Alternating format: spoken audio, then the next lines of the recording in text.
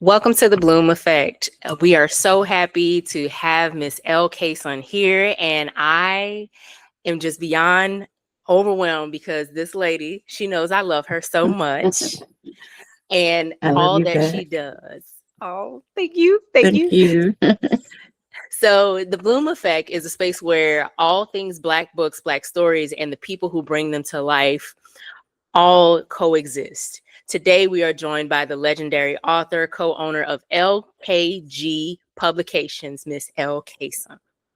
So, how are you feeling today, ma'am? I feel good. I'm feeling I'm starting to feel Christmassy. It was a touch and go for a moment. So I feel pretty good. I'm glad. I'm glad. And Thank it's you. a season for cheer and maybe a little bit of grumpy. Yeah. Um, if you're in the Grinch land. So I want to get into our four segments where we have the spark, where we talk about your origin and your vision, the craft, where you build on the experience, and we'll talk about a really good series that you're writing now, the bloom, which is when we talk about the impact, community, and connection, and then the ripple, which is your legacy and your future. So let's start with the spark. We had a conversation back in October at the Black Book Bash, and it was a phenomenal experience. Mhm. What is it like being in a room with so many readers who genuinely love what you do? That is probably the most amazing yet humbling feeling. It makes you feel so, like my grandmother would say, it makes you feel so full, just like good, and like realizing people are that into your words, or that they remember like all these little details that even escape your brain. It was just like, and it's beautiful too to have people like, sitting there and wanting to hear your story, and relating to your story, your personal story, and also your book stories. So it's just an experience that I have yet, and I hope I never do, in a way, I can't get used to it. It's just amazing. I've gone to, I believe, 3 book events with you this year, and the love that you receive from the readers is Mhm. overwhelming to see as Mhm. a reader. So I can only imagine what you feel as an author. Exactly. It's just I can't believe it, because as a person, you always feel like I'm me. I'm just me. Mhm. So to see how excited or happy some people are is, again, like I said, so humbling. Like, so just, I don't know. It's like everything you could dream of, but Mhm. it's still like, really, for me. So it's just a amazing experience. Yes, yes. And I hope you know that you deserve all of the accolades that you get because you are legendary in this space. Oh my gosh. Thank you. So I want to take it back a little bit. In Mhm. 2016, you came into the world of urban romance. What Mhm. or who has driven you to give such beauty to this street love? Okay. I always have to give my sister credit, because she started me to reading Ivy Simone and a couple of other people. And I got so hyped reading them. And I was like, I think I could do this. I've been like writing romance forever on the side. And I loved the situations. I love sort of the underground economy in the Mhm. books. Um, I loved, even though I didn't have the terms then, like how some of the characters were morally gray, like you loved them anyway, but you knew they were questionable. Didn't necessarily Yes. want to be friends with them in real life, but. So I thought, I always wrote to give myself relief from the academic writing. So Mhm. I think I started in November, around Thanksgiving. And then over Christmas break, we just worked on it, and I ran it by her, and it came out that February, the first series. I had a book that I had written like a long time before in grad school, and it actually came out first. I revamped it a little bit to make it more contemporary, and it came out first. But The Beauty of the Street Love came out after my Christmas break, and I was not expecting how well it was received. But it was Mm. so freeing, like now you have so much to worry about now. Like, once you have an audience and stories they're invested in and stories they want more of, and like kind of delivering on that and stuff. So in a sense, and that's like every kind of writing, though, that's been my experience, you lose a little bit of that freedom. So one of the things that, my sister and I talk about I talk to my pen sisters about, is getting back to that space of just writing, just like, this is something I'm going to do. This is what my imagination is doing. And as outlandish and far as it might seem, I'm going to do it. But that's how it got started. So my sister got me into it. It came out and did well, so I had to follow it up, because I was, again, series were popular then, so I was just kind of following the model that I had seen, with the multiple POVs and the series or whatever, because things have changed so much now, and that's that's how it happened. I love that you have sisterly experience. As an oldest daughter, I didn't have those sisterly experiences. So I love getting to hear women talk about their love for their sisters and how they inspire them in so many ways. So I want to transfer into the craft on building the experience. Okay. Being from Louisiana as well. Yes. I am absolutely having a time in the Welcome to Emancipation series. But there is a character that stands out most to me in all 3 books. Okay. It's Emancipation Louisiana. Okay. It feels so intentional. It feels so symbolic.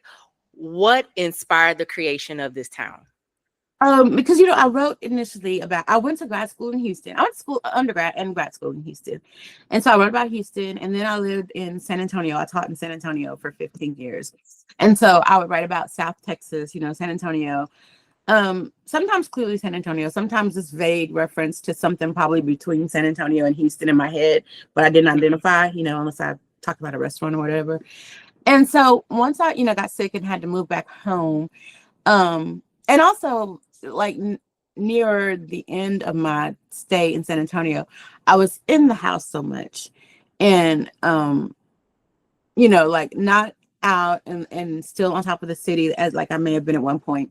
And so when I moved back home, and I was like, I had to think about places to set these stories, and I got tired of like, putting them in places that I sort of in a way was no longer familiar with, because like how much Houston has grown since I graduated in 2007, right? So imagine how much has changed. So Houston is so dynamic or whatever, so I wanted to be sort of authentic and know what I was talking about, and I didn't feel like I could be in the Texas scene anymore, to be honest, without doing a lot of research, right? So I go back and I visit Houston and stuff, but I don't, no longer live there and know the day-to-day or whatever. So I thought, I don't want to necessarily write about my little town because I want it to be bigger than that. But I want to write, and I didn't want to write about South Louisiana, no offense, but there's so many stories like that about, not that there's enough, but where if you do read about Louisiana, it's New Orleans or Baton Rouge, So I thought about, what about my little area up here? I could make a town that's, that I come up with, but that's, you can see the influence of this area, all the things that I know from this area, the places it's close to, like it's close to Shreveport, it's close to Ruston, even though it's fictional, And then of course the historian in me loved the idea of it being named by freed people, being named Emancipation, and that they were able to buy their town. And then, plot twist, just like that happened up here in South Arkansas and some parts of North Louisiana, they found oil in the early 20th century. And so let that be the story here. So this could be a town with, even though it has some, some dark spots, as we saw like in Reluctant Love, it's a bright town, and it's somewhat wealthy and just rooted really in African American history. Absolutely love that. Like, as someone who taught American history and American history through the Black American experience, because I did teach at a historically all Black school. And seeing this come to fruition is like a dream. A dream. It is for me too. Absolutely love it. For me too. So let's go into the series itself. Okay. Each book explores a different expression of love, be it guarded, reluctant, or rekindled. Was that vision clear from the start, or is it unfolding as you write it? Definitely unfolding as I write it. Real Love actually got its title because it was supposed to initially be part of a mixtape series, right? So we were naming the books after songs. And so mine Mhm. wasn't exactly Real Love, but I was thinking about Real Love by Mary J. Blige. And I was like, that's close enough because we didn't want to make it exactly like the song title. So it actually started out like that. And then so it was first in, oh, actually it's the first full book. I had a short story called Rediscovering Love that I'm revamping now. That's sort of the prequel to the Emancipation series. And we're working on revamping it. But so it was called Rediscovering Love because it was in an anthology. It was supposed to be a focus on the month of November. And I wanted to just name it November, but I had to come up with that at the last minute. So then I looked and I said, well, you know what? These two, by coincidence, they both have love in the title. They both have, the first word starts with R. Because Real Love, again, was not meant to be like Demon's Dream. I wasn't going to go through and keep doing that, like where it's the guy's name, possessive of the woman's name. That was not intentional. But the RLs now are intentional because, like, it just happened that the way the series unfolds, there's a good R word for everything that, is happening, like in the latest one, where these people are, it's a second chance, rekindled or rekindling. We talked about both of them, worked so well. So, it didn't, so that kind of explains the titles and the way the stories unfold. I didn't envision them coming to me this way. They just kind of did. So it's like, they're different people that are distantly or tangentially related, so it's not the story that, sometimes it's not the story that I plan to come next, but it's the story that came to me. Right. And I find that, some of my I get readers who that. know me, like, are okay with that. Some of them are like hot, angry, because they're like waiting on one story in particular or whatever. But I'm like, I'm doing what comes to me. And then that gives me room to craft each story in a way that I want to, because the Tarzan in Theory story they're waiting on, it's Oh, yes. taking, yeah, I guess when there is that anticipation for it, you want it to be, you want to knock it out of the park, right? So it's like taking a little more time, and it actually is going to have those, like, two couple points of view. So working on the other couple and getting them ironed out too. That was taking a little more time, but it's coming, So I get to tell about these other people who come to me in the meantime.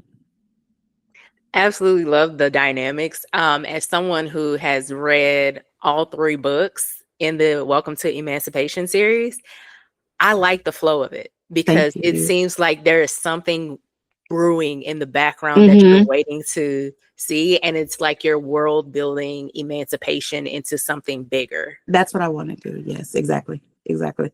And I won't pretend, be honest. I won't pretend that I have it. I'll figure it out. I have these little boards that I write on sometimes, or I don't even see the white one.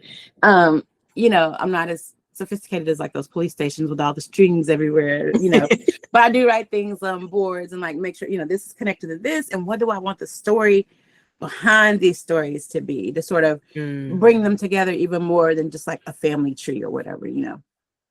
Gotcha, gotcha.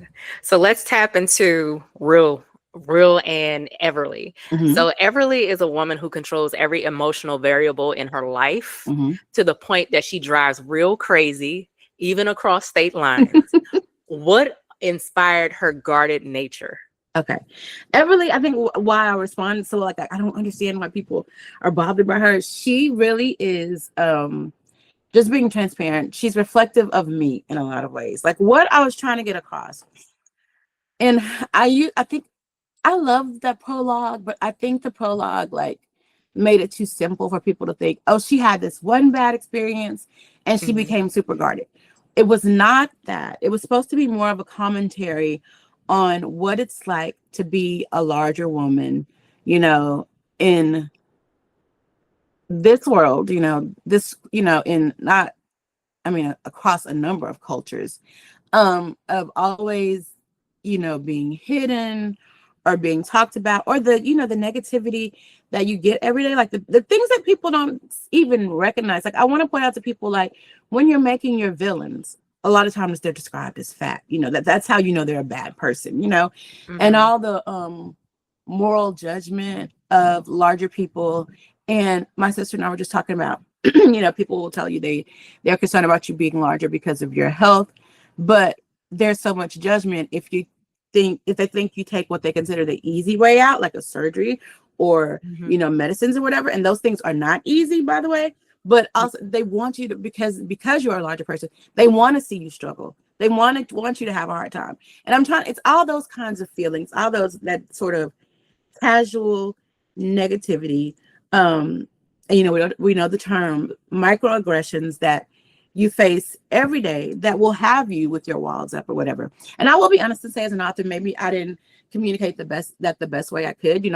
I was very subtle about it, talking about, another relationship she had, and, you know, how people treated her differently than they treated her sister, but very brief mentions of that, because her sister's like, I think I described her as like a size 6 or whatever. And so they're both beautiful. They look alike, but the size difference means that they were Mhm. treated differently, And so she was very much based on the experiences I've had moving through the world as a larger woman, and having my guard up and being like sort of not as like cold as she is, or as like even in a sense calculating, thinking I'm gonna get this out of this relationship because this is what I can get or whatever. So not moving like that, but very like guarded in relationships and very hesitant to get into them. And so that very much was a reflection of me. I love that, because many times our authors put a little bit of themselves into their characters. Mm-hmm. And I have learned over the years of just understanding what it's like to be in community with authors, that when we're judging the FMCs, sometimes we're judging these authors who are sprinkling themselves and we don't Right. know it. Right. And I try to make sure that I have care when I'm reading through the FMCs, because I'm like, this is a piece of a person who is pouring into this story in ways that they may not feel comfortable talking outwardly Mm-hmm. by themselves. So they do it through the story. So yeah, like that's And that's so interesting that true. you put yourself into Everly. Mm-hmm. And like what you're saying, it is. I appreciate your care, because it's hard to read. Like when you see so much of yourself in somebody, and people are talking about how they can't stand her, and she's so annoying. I hate the word annoying now, because they describe Yes. because they describe these FMCs as annoying, and I'm like, what annoys you? They're never clear. There's never anything. I really want people to interrogate that, like, why the men can do whatever they want, but these women are always annoying or stupid or all these other negative terms we have for them. Sometimes I'm like, we need to interrogate that. We need to, Ja had made a statement in one of her posts a few weeks ago, and she basically said, sometimes she thinks some of the readers hate women, and I agreed with that so much. Like, these are things that like they might not see necessarily, but it's sort of those same things. It's easier for me to compare it to, given my background, in race studies or whatever. But when we talk about internalized racism or whatever, and how we judge, other Black and brown people or whatever, or feel about them, I see that a lot of women being that way with, these women characters. And not saying everybody's got to, go all, women's studies mode and try to figure this all out. But I really wish we'd think about that some, I really, really do. Yeah, I really would love to see more gentleness when it comes to Black women characters myself. I think that it's good when authors give us a chance to be soft, to be gentle, to be vulnerable in ways that may not be the most common. So when we do get that, we could learn to be a little bit more gentle with ourselves, as well as the characters we're interpreting. So let's move on to Reluctant Love, one of your second latest releases, because you were dropping back to back, and I wasn't ready for that. Right. Oh my gosh. Okay. I have to tell you what that Reluctant Love thrives on tension, banter, and forced proximity. What draws you to enemies to lovers storytelling so much? And you are who I go to for enemies to lovers. Really? Okay. I have never I'd never thought about it until I heard people describe Demon and Dream kind of like that, as enemies to lovers. Now, Reluctant Love, it was clearly that, excuse me. Oh, I'm sorry. Clearly that's me. But I don't know. I like that. You know what it is? I like, and this is what I have to tell people when they're fussing at me about they want to know what comes next and can they get a part 2 of this and why did they spend 90% of the book not together, or why did she spend 50% of the book, in their words, antagonizing him? I like the relationship building. I like Yes. the road to getting together. I am not your post happily ever after girl. I have rarely written that. I tell people that I was trained, grew up reading the Harlequin model, where you got there's a third act breakup, they get back together, and they tell you they live happily ever after, not necessarily in those words, but you don't even get to see the wedding, and people Right. will fuss at me because they want to even see a wedding, but you just know they're together, and you are to assume that they are together forever, and so that's still the model I have in my head mostly. Like when people say, what are your characters doing, can we get an update, I'm like, they got kids, they're happy, they're together, like I'm a guaranteed happily ever after. I can't see my stories are about escapism for me, and I want to see happy things and good happy endings. So you don't have to worry about that. Trust me, they're together. So I love that banter and that shift from I'm attracted to you, but I don't know if I like you, or I'm Right. attracted to you, but you get on my nerves, and slowly that grow into, okay, let me be honest about what was behind these feelings always, because we always know it's there, but Yes. I like showing that. I do. And I love that because I love me a big old grumpy. Mr. Mackay, Mm-hmm. he's like the epitome of grumpy. He I is very thought much. that Demon was grumpy. No, Mackay takes the cake when it comes to grumpy. I think this is the meanest man so far. You think so? I I have think one so. like forthcoming. His name is Truth. And he was the first character in my head that I really thought of. I was like, I'm going to write a Grumpy Sunshine book. But of course, Sunshine isn't going to be as sunshiny as she appears, But he's my Uh-huh. character. He's my MMC for my the first book I really think of as Grumpy Sunshine. But Demon's definitely grumpy. And Makai too. Makai is like, sometimes I'm just like, if I was fair, I'd just knock him upside the head, So, but she gave as good as she got. So I like that about her. She did. Mm-hmm. And he loved it. He loved every minute Mm-hmm. of it. He was like, I want somebody that I can go back and forth with, that I can't just run over and get whatever I Right. want out of her. It's a little bit of toxic, but I love Uh-huh. it. I love it. I love I it. loved how I hope people realize how many times like he would say something about her being annoying or get on his nerves, and she would be like, you like it though, you love it though. She knew it too, she would tell him. Yes. She's very confident about that. So I realized when I finished writing, I was like, she said that a few times. Like, yeah, she knew what was going on. Yeah. They were both confident in their toxicity. And Mm-hmm. I think that was the balance of toxicity. It wasn't too toxic to the point where you hated the character. Mm-hmm. You just questioned their motives. Whereas, like, okay, maybe if you sat on that lady's couch once in a while, you'd be okay. You'd be all Right. right. I like that story a lot. I feel differently about that story than I have in a while. I feel really good about that story. Like that it means, I don't know, something about that one means a lot to me. Like I felt like I don't know. You know how sometimes you feel like this is a good solid book. I saw where somebody put in the comments, not your best work. And I was like, you know what? Maybe it's not, but I feel really confident and good about this book. And I kind of get when people say, if you're happy with the writing, put it out there, and it does what it does. But if you're okay with it, you're okay with it. And I'm okay with it. I like that book. I really, really do.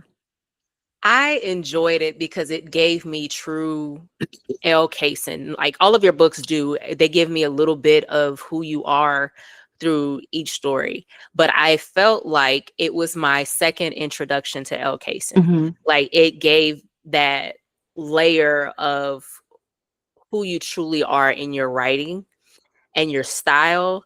And I enjoyed going back. It gave me a nostalgic feeling. That's the Mm-hmm. word that I'm looking for. It gave me a very nostalgic feeling. And Yeah. when you say that you really love that book, I can see that. Right. I can see Okay. that because it seemed like you poured so much into it.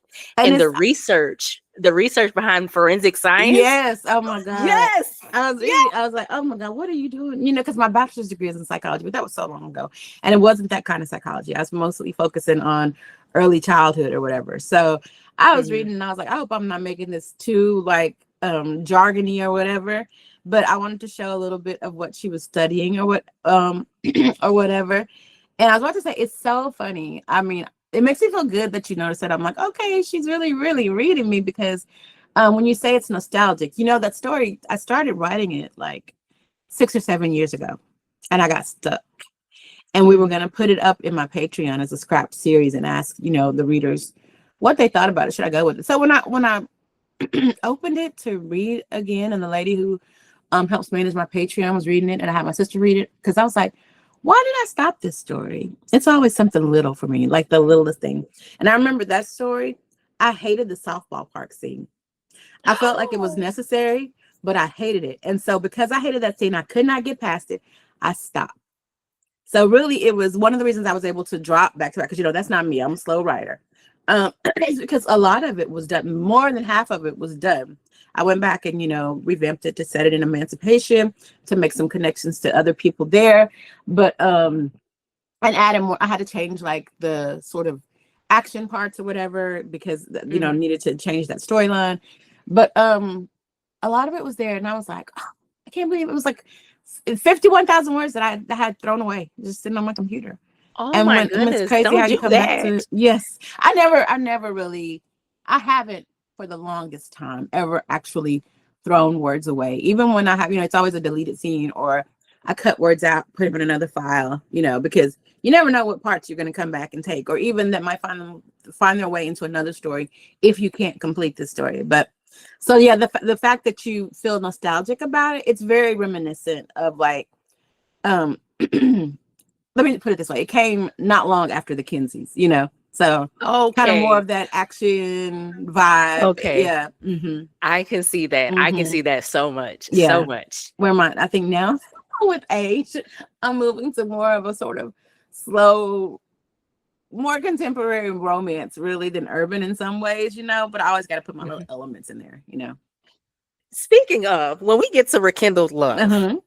I felt all of the contemporary elements where you Mm-hmm. have the angst. I wouldn't necessarily say that it was over the top, action pack and Mm-hmm. urban romance and any of that. I felt Exactly. more contemporary with this Definitely. story, and it Definitely. kept me the entire way through. So I was just like, what are we doing? We're really retelling the Grinch Mhm. and we're I flipping was it? trying, right? I was trying so hard. I had to like, and I hope it doesn't feel like I was trying in a sense, but I had to remember like, okay, what's the thing? I know, the heart thing, but how his heart grows. I was like, I got to Mhm. put that in there. And then I thought about it. I was like, he had that dog. Let me, she's got to have a dog. Cause at first she didn't have Yes. the dog, so there are all these little things. I was like, I got to weave in here, and, um, I hope I did well on that, but it was very You much did. more contemporary.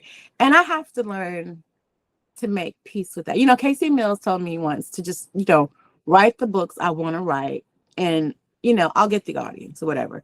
Because I will say, like, one of the things I was like, this is a Kayson book. And it it had at that point one sex scene. Can I say that? I'm sorry. Yeah, you can. Okay. It had one sex scene and no unaliving. And I was You like, my know, readers are going to kill me, So that kind of explains the end, I'll say, But I hope it yes. doesn't feel like just slapped on, because he was annoying the whole story. Listen, let me just explain. Like I was waiting, like I got through the entire story. I was like, wait a minute. This book is not entirely like the Elle Kayson we know, but Uh-huh. it's so good. It gives Thank you you. emotion. It Mhm. gives you a thought about the character development growing through it. It gives you questions that you're just waiting to be answered. And then in true Elle Kayson fashion, you get a surprise. Right. And I'm Right. like, okay, so I was like, Okay, emancipation has a little bit of a dark It side. does have a little bit of a dark side. I wanted to say that. Mm-hmm. Yes, and And I'm glad that you touched on it because it was like, okay, how much of a sunshine does the Grinch need? We need a little and bit of darkness. I had to stop myself a couple of times, though, baby, because I was about to be true Kayson. I was about to have him. Somebody, there's like the scene where when she leaves Darnita's with him, when her best friend sets her up to have to leave with him. Mm-hmm. The initial way I wrote it, and maybe like I'll show that scene one time, is that when she comes out, he forgets his wallet in there, and he has to run back and get his wallet. And while she's standing out there by herself, some guys come through and like throw trash on her or whatever. And of course, he was going to have to avenge that, And Right. I sat with that, and I was just miserable. I was telling my sister, "Oh my God, this is a Christmas story. Why does it feel so dark? How did I make this book so dark?" I was agonizing over it. And then I was, in the group with Aubrey and Jazz and Tava, and it just came to me one night. I was like, I'm gonna change this. I'm gonna, instead of having her having that happen, let them go do something fun together, like for Christmas, because they go to Christmas Village instead. And Mm-hmm. I was there. Aubrey was like, I could hear it in your voice. I'm so happy for you. Because I was like, okay, y'all, I got it. I can finish it now. I wanted to finish it in time for Christmas. So I was like, now I feel like I'm back on track. I think you did good with the keeping it the way that it is now. Okay. I'm Okay. glad you did what you did. I'm glad Okay. you stepped in and said, you know what? I'm going to change this, even though this is who my readers expect me to be. Mm-hmm. I'm going to give them something that they can still enjoy. So you did that. You did a really good job with that. And I appreciate it as a longtime reader of your Thank work, you. as a reader of all your work. I appreciate So you so much for that. no problem. Speaking of your readers, all three books require growth and accountability. What do you hope readers walk away feeling and understanding about the love, growth, and accountability? The accountability is so important. I think especially I wanted to show it more in Rekindle Love, but again, it was it was a quick drop for Christmas. But I kind of show I like showing, I think of love as sort of a process, sort of, not like the Mhm. static thing that changes day to day, that takes work to maintain, um, that takes work to get to usually. I have some elements of insta love or whatever. But even when I have that, like, people tell me, oh, as soon as Demon saw Dream, he was in love with her. But even then, they had to get some things straightened out. They had to work. He had to do some work on himself or whatever. And those are the kinds of things that I want people to take away, that this is something that you probably, even when you're comfortable, continually have to work at. It's so important and so rare that it's important to work at it. And it's important to, even though, we laugh and we like those toxic elements, that there has to be some kind of, I think, accountability to avoid resentment and those kinds of things that can destroy love. So those are the kinds of things that I want to take away, people to take away. That's good. That is so good. That is so good. So I want to pivot a little bit from the stories and get into the business side a little bit. Okay. You have expanded your impact through LKG Publications. Mm-hmm. Tell us about LKG and how community is a factor into everything that you build. So that, oh my gosh, community. It was something that I've been thinking about for a little while, and it's so crazy because I thought I'll never be in a position to do that, because I've been honest with you about being in some down spots or whatever, but I felt like people would ask me, like, email me about my opinions about mentoring them, about would I read their work or whatever. And my sister, again, is the one who brought me sort of into the industry, and she reads a lot, and she notices like trends in the industry. She's always introducing me to new stuff, new stories, new people. And I thought I'd love to work with my sister. We're both, early retirees, because I have the CIDP and she has lupus. So we're both early retirees, but we want to stay busy and we love reading, and I have the love for writing, and I thought we could do this together because we kind of balance each other. We're like best friends, but we're not very similar. So like we Mm-hmm. really complement each other, I thought, and we could be in business together. And especially I thought if we could mentor people, and then we're both former teachers. So I'm not trying to make it be like a classroom where I'm in there like lecturing you or whatever, but I do want to share some things. And I feel like we've learned techniques to help us share things that, might help new or even writers that are repackaging themselves, because we have some people like that on board with us or whatever. And so I thought, we're going to get this together. And I'd been thinking about it a while, but I wanted to do it right. And it's still a learning process. There are still things that I'm figuring out day to day. We just brought, speaking of, the impact of community, my best friend from the beginning, she's a reader too, have been like helping me read through submissions, she writes out, she's a teacher again. Well, she's a counselor now.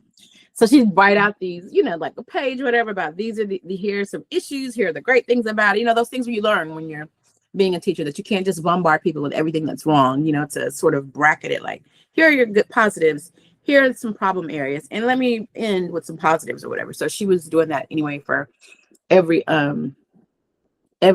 submission. And then it was like, as things are taking off, it's like, to me, it's like almost divided. It's like Elle Kayson, and then it's LKG Publications, right? So Elle Kayson has a million things going on, and admin needs and things like that. So she was helping a lot with on the admin side. So we brought her in, and my other Mm-hmm. best friend have been a VP for finance at a small company. So she's like my bookkeeper, So, and then like my family is so supportive. I get to work with my sister. In that sense, it's like a company from all of us. So my community personally is so important in this project, in this company or whatever.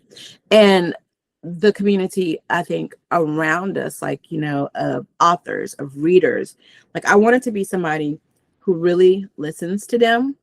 And with my authors, I'm learning to balance being an author and being a publisher too, right? Because my heart is so much with them as authors. And sometimes, it's like, I feel like if I'm not, again, I'm not somebody who's writing 4 or 5 books a year, and if I'm not in the mood, or I'm very much a mood writer, I think, or if I'm not feeling well, it's hard for me to write. And so I bring that with me. And, whereas my admin is like, maybe you should crack the whip a little bit. And I'm like, no, I want the writing to be good and, from their best place or whatever. But learning to balance, like giving them nudges as a publisher with the empathy I have for them as an author.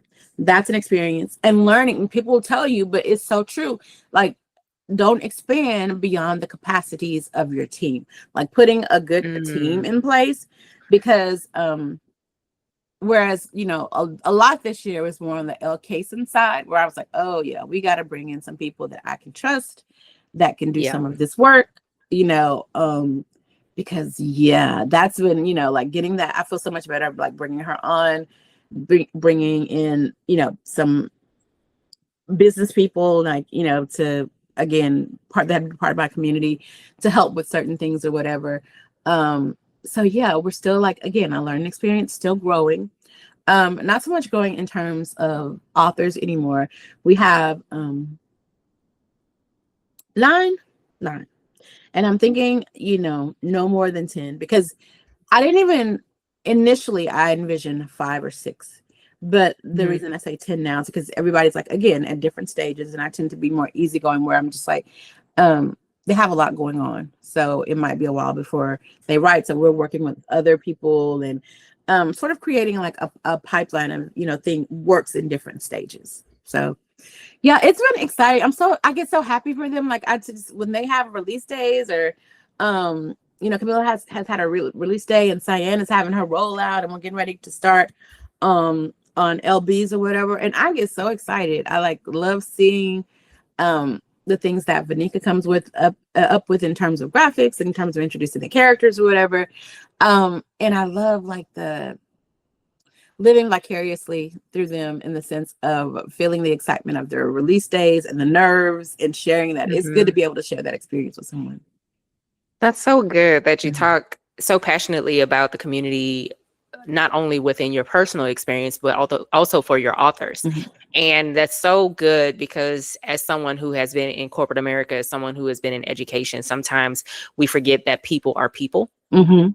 and they deserve love Mhm. and trust and hope and peace in their Mhm. journey, in their careers. That's right. So having that type of relationship with your authors as well as your team is phenomenal to hear, Mhm. especially being a Black woman owned business. Yes. That is something that is a big, big accolade.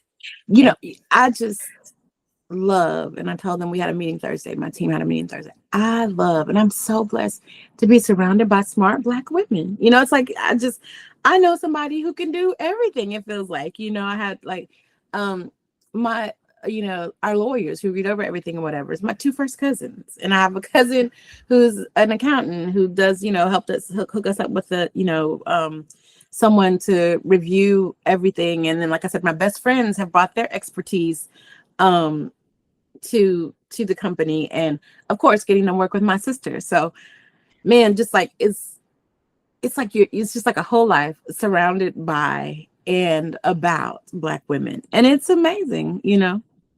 I love that. I love that. Mm-hmm. One day it'll be a dream for me to just Mm-hmm. work with Black women, just solely Black women. I love Mm-hmm. it. I love it. So what's next for Elle Kayson? We're going into your ripple, your legacy, your future. What's next for Elle Kayson? So the immediate next, of course, is I have a novella for one of the events that I'm going to. We'll talk about events, but characters in the city. We're writing a novella that's going to be related to emancipation. It probably won't have it won't have the Welcome to Emancipation tagline, but you'll see emancipation in there. Like you said, one of the characters is basically. And then the plan is the Tarzan in theory story, because if not, Yeah. before they kill me. But uh, then on a larger scale, I have a lot of events. I'm out a lot next year. Mhm. I told myself, 25 and 26, I do events. I kind of like was sad in 23 when I had to retire. And 24 I was like figuring things out or whatever. So I said I'll spend like a couple of years acting like, well, since I'm retired, I'm gonna do this circuit, right? So I'm in a lot of places. And then I plan to after that, like really sit down in 2027. And I want to get back to the Elle Kayson who's having more still quality releases, but more Mhm. of them. Like I want to focus in 2027 more on the writing. Like 2025 feels like it's been about the writing, figuring out emancipation or whatever, but it's also been about the company. And I was out a lot, and I'm out a lot next year. And I have like, two things planned off for the first quarter. And then I don't know what the rest of the year will hold. I want to write something else for emancipation. Mhm. But I always tell people, there won't be a part 2 to Demon's Dream, but I do want to write Cam's story. And I feel like I have to knock that book out the park, right? So I Yes. have to have some time where I sit down and I'm not really, as far as my own writing life, focused on anything but that. Even if just to get it started. Maybe I can do other things once I've gotten, like half of it done or whatever. But I want to take some time and really work on that and just be Elle Kayson writer extraordinaire.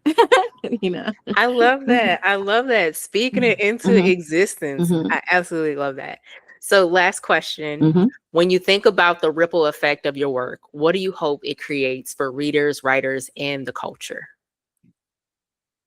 Readers, an escape, a nice place to go that even if the journey getting there um is bumpy or toxic or rough, it's going to be Mhm. worth it. The happily ever after, it's going to be worth it. It might be hard won, but it's worth it.